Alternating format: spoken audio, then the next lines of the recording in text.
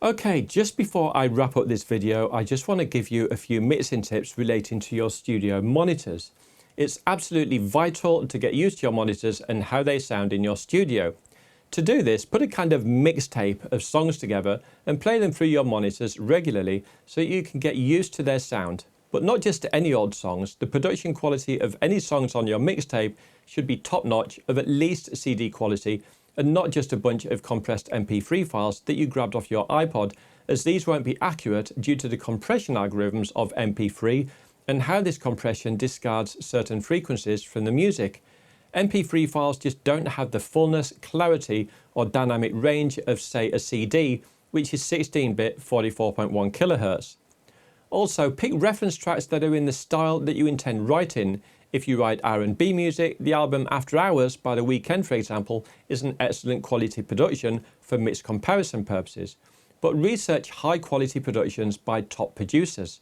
Some quality production examples from yesteryear are Phil Collins' album Hello I Must Be Going, Simply Red's Picture Book, or pretty much anything by Steely Dan. Admittedly, these are all 1980s albums, but they're top-notch productions. Some examples of good albums ruined by poor quality productions are the first two Oasis albums, which just sound like a woolly, confusing mess, especially in the mids, or The House That Dirt Built by The Heavy. I'm not quite sure what's going on in the mix with that one. So do some research for quality productions in the style you intend to write, and use your ears too. If they don't sound like great quality productions, then they probably aren't.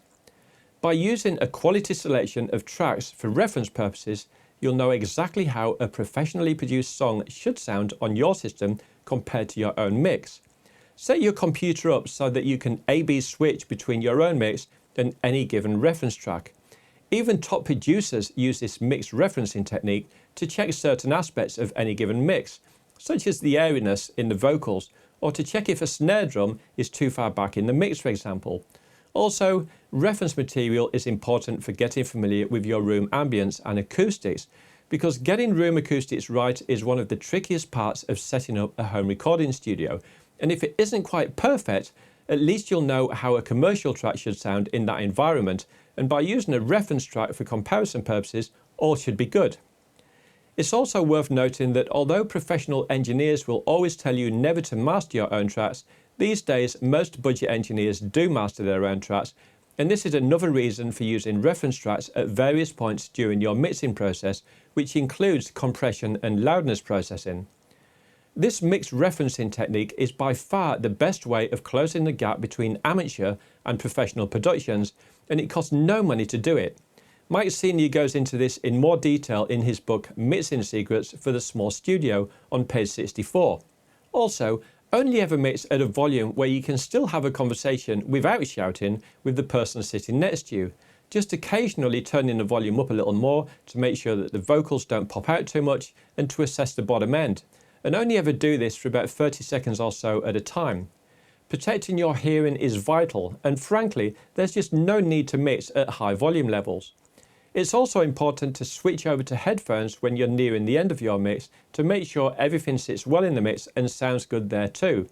Remember, majority of the younger generation listen to most of their music via headphones or earbuds these days, so your stereo imaging might need to be adjusted somewhat to make sure it sounds good via regular hi-fi speakers, a cheap Bluetooth speaker, terrible shopping mall systems, and yes, headphones.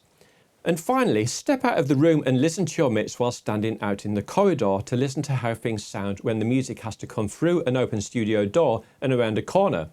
If anything is sticking out in the high frequencies, it will jump out even more using this technique as higher frequencies travel further, while bass tends to stick around in the room. It's also very important to take lots of short breaks, and when I say breaks, I mean leave the room and go to another room that is not acoustically treated and that has different sound characteristics, the kitchen or your living room, anywhere, just so that your ears can refresh for 5 minutes or so.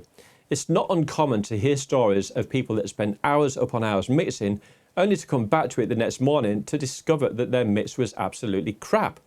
Mixing for long periods will give you ear fatigue, and you won't be able to see the forest for the trees, so take lots of short, frequent breaks.